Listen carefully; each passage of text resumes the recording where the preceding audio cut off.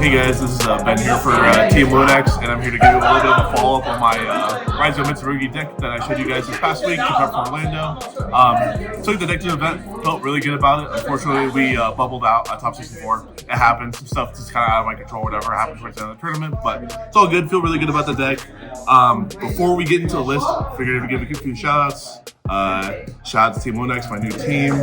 Shout out to Dueling Guard. Use code wnax for 5% off this checkout. Shout out to Trunk behind the camera and Baltzar for always letting me cards. Those guys are the goats. Shout out to all the people I tested with, especially Chris and Landon. They gave me like infinite insight into the format. Those guys are insane. And then just shout out to all the Colorado homies. You guys know who you are. So with that, let's just get into the deck list. I won't go into depth in the explanations just because like the other list, I kind of went more in depth with all those things. So I'll keep it fairly brief. 3X, it's like the best starter deck. I think that's pretty standard. That's why I do really like this deck over the Fiends deck personally. Just because you get to start with this card all the time, and I really prefer that. So 2 Ice. This was really good for me over the weekend, but I think moving forward, I think 3 actually might be the correct play in this, just because like seeing it is never bad, and obviously even drawing 2, you can always just normal it and then extend with the other one. So I don't know. I think hard drawing this card is almost never a bad thing. So I really like it for that purpose. And then 1 sword and 1 node. I know a lot of people that were playing this deck at the event had the theory that they would side out the Mitsurugi cards after game 1 and going second, and then side them more RYZEAL cards. So like the theory behind that would be really good if I play more sword. Unfortunately, playing 1, you can't really afford to do that just because you're not playing enough RYZEAL cards. Having said that, moving forward, I don't know if I would necessarily do that in this list. If I were going to do that, I feel like I would just rather play pure RYZEAL or Fiends at that point. So that would definitely be a consideration moving forward, but I really like this list just because like I feel like the board breakers synergize really well with the Mitsurugi cards, and the board breakers worked out really well for me because I lost like all but 2 of my die rolls the whole entire weekend. So the board breakers just put in insane work for me. And then RYZEAL Cross to go with the RYZEAL package as well. For the Mitsurugi cards, we have 3 Saji. This card, it was good. It was a lot more cloggy than I probably would like it to be at 3. I think moving forward, it's probably just 2, just because it's so easily searchable in your combo with King of the Inferno Limbs. And if you are a hard open ritual spell, we don't even really grab this much time anyway. So I think 2 is probably the correct number on this moving forward, and then bump up the ice to 3. So, and then for the other ones, 1 Kusanagi. God, this card was like glued to my hand the whole entire weekend, but sometimes you just like make it work. But it's just needed for the grind game a lot of time, or like if you play under Shifter, which happened to me a few times against Malice, this is just good to recur a lot of your stuff that ends up getting bashed during your combos. So really like it for that purpose. And then for the ritual names, 2 Omno and 1 Futsu. I think these are the best ratios for these cards. I know like Triplets is doing like 1 and 1, but the problem is like a lot of times when you bring this one back up the quick play spell, or like you need an extra push turn 3, it's just nice to have another level 7 in your deck to be able to utilize. Because like the quick play spell, it's like it doesn't let you attack directly like at all, not just for the turn you bring it back. So sometimes it puts you in really awkward game states. So having the second one, I think, is like really important a lot of time, especially when you're playing under Shifter. And then for the few hand traps we do play, it's just 3 Flawless and 1 Imperm. Same logic as before. You just kind of want to use this to animal half words, and like I think this is the best hand trap in the game. I think you have to main deck it, regardless of what type of deck you're playing, whether it's hand traps or board breakers. This is just good to draw into more non-engine or engine, whatever you need. And then 1 Imperm just because it's a good thrust target, obviously going first, and then it's like it's just good hand trap to draw and do go to second. Moving forward, I'd probably find a way to bump this up to 3 though, just because drawing into this is really good up to full all those. And if they choose to play into it, this is just an insane hit on do a drive, even if they do hard draw cross. So again, like worst case, you top deck this, and it's just a board breaker. So, and then for the last package, this is the Nader package. In the list I played, I think this is correct because I'm playing more of the board breakers. If you're not playing board breakers, I would think it's always correct to just play more hand traps in this spot instead. This was solid for me most of the weekend. I didn't get drolled as much as I anticipated getting, so like that kind of worked out my favor with these cards. And then also like a lot of the other Mitsurugi players were cutting this out of their deck, so because of that, I didn't get punished nearly as bad a lot of times, game 2 and 3 with this card, which ended up working out really, really well in my favor. So I think if you play breakers as required, hand traps, you don't play this. So and then for the Mitsurugi cards, 3 and 3. I don't think you ever change these. These are just like the best cards of the deck, in my opinion. So, and then yeah, 3 Bonfire, again, pretty standard, like one of your best starters in the deck. And then for the other board breakers, 3 droplet. This card actually like performed really well in the main deck. It was actually really nice for the Malice matchup just to have an out for Griffin game 1, or like sometimes they would just try to like, if they get hand trapped to Oblivion, or I should say hand trapped to Oblivion, but like games 2 or 3 would come up more, where like maybe I like charmy them and they're like, all right, well I'm just gonna go like Light Dark Chaos Angel pass. Having this was like really insane because like now I have the outs of the Chaos Angel, and then like this again, like I said earlier, this outs like infinite Griffins, detonators, like all sorts of stuff. So it's good, and then like it's not dead going first, which is also just great. So. And then 3 talents and 3 thrusts. Again, just more going second cards, and also these cards are just really crazy going first. In this deck, already plays your hand traps really well. So like drawing this with combo, even this sometimes just add an imp from your end board is just like really stupid. Or if you don't want to play in the Bestial, sometimes you can like use this to get the Mitsurugi trap rotation. So yeah, it's just like a safe play overall. Then of course, like since I lost like infinite die rolls, like going second, this card becomes infinitely better. So I think that's where this card really shined, where I just lost die roll, and then this card just adds like whatever I want. Like I can't even describe how many games where like I would push through most of their board, and then I would use that to grab either this or the deer, and that was like the last card I needed to break their entire board. So.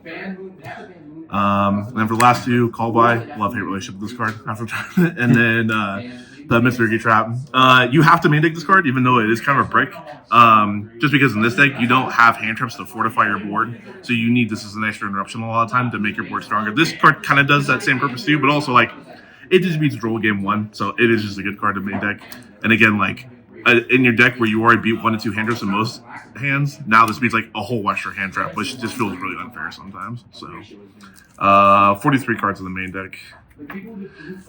Extra deck, you go 2 detonators and a duo drive. I think moving forward, I would try to find a way to fit a second duo drive. Funny enough, I actually like, you don't actually make the second copy of this, nor would you ever make the second copy of this in the deck very often.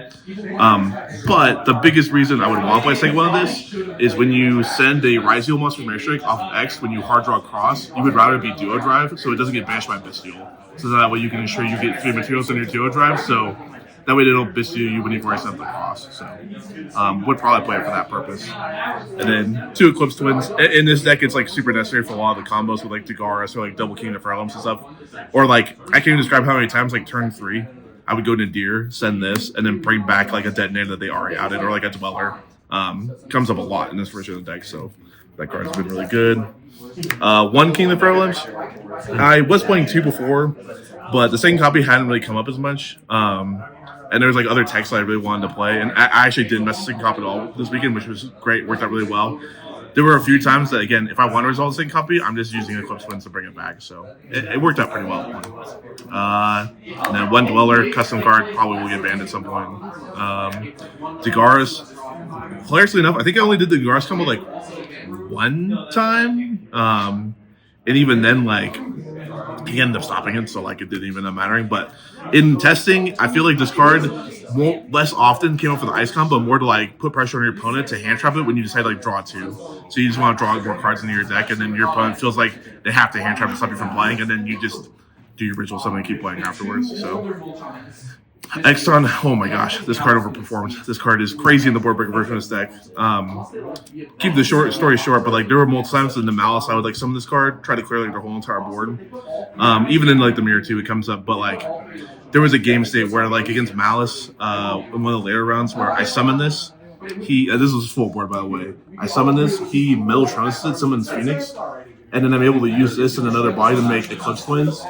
And then Nadir sent into pop my own Eclipse Twins and then bring this back and then resolve the effect again to clear his whole entire board and then set like my whole ritual combo. So that was pretty sick. That was like one of the coolest plays I made all weekend. But yeah, this card's really, really good when you play board breakers.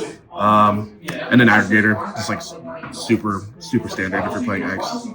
And then for the Nadir stuff, it's just 1 Arclight, a Garura, an Entis, a Ferrijit, and then I know I belong here, but in the tournament, this was a pack bit, and I cannot describe enough how insane pack bit was, like the 2 or 3 times I resolved it. Because every time I resolved it, it was either, actually no, 4 times. It was 2 times on a Druid Swarm, where I was like, I want to push it back, and then I get their board, so the Druid Swarm doesn't send my stuff. Or it came up 1 time against a Spirit Druid player, which is kind of funny. But the best one and the biggest reason why I decided to play this card is when you play to the Malice board, you can use this to push back their White Binder and Spell and Trap Zone, and they have like no way to bring it back. And like now turn 3, they just can't kill you a lot of time because they don't have wide barrier rotation. So this is just a pack bit, right? Yes, correct. Yep. This is just pack bit. Yep. So yeah, I mean you can play them along too. It serves a similar purpose, but I like the pack bit better just because again like against Malice they have no way to bring it back. So yeah, pack bit was really good for me all weekend. The few times it came out.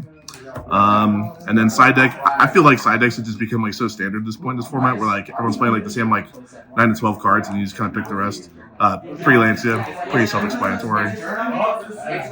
3 Meows. Again, custom card against Malice. Like you just want to put this in on your board breakers or just stop it from playing. Perulius, same thing, but just for RYZEAL. Like pretty self-explanatory. This is where I feel like it's a little bit different. So 2 Ash. These basically just add this as like a second and third call buy for the Charmies. And also they're just like good generic hand traps for like rogue matchups, which locally didn't really come up this weekend, but in theory, like if I played something where like Lab, they would be in there. But they were mostly just for the Charmies going first, and they served the function fine. Like I like them; they were good.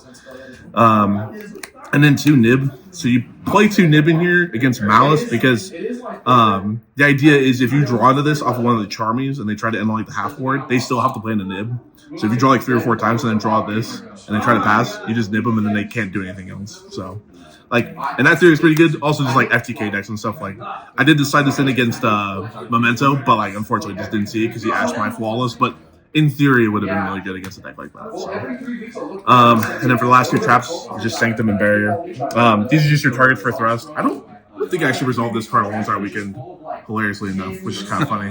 I think I said it one time, and he asked the effect to someone from deck, so I was like, okay, well, can't really do anything about that. Because he literally had to top deck it because he already asked me on my own time. And then, or I guess he drew 2, maybe, I don't know. But, and then D-Barrier.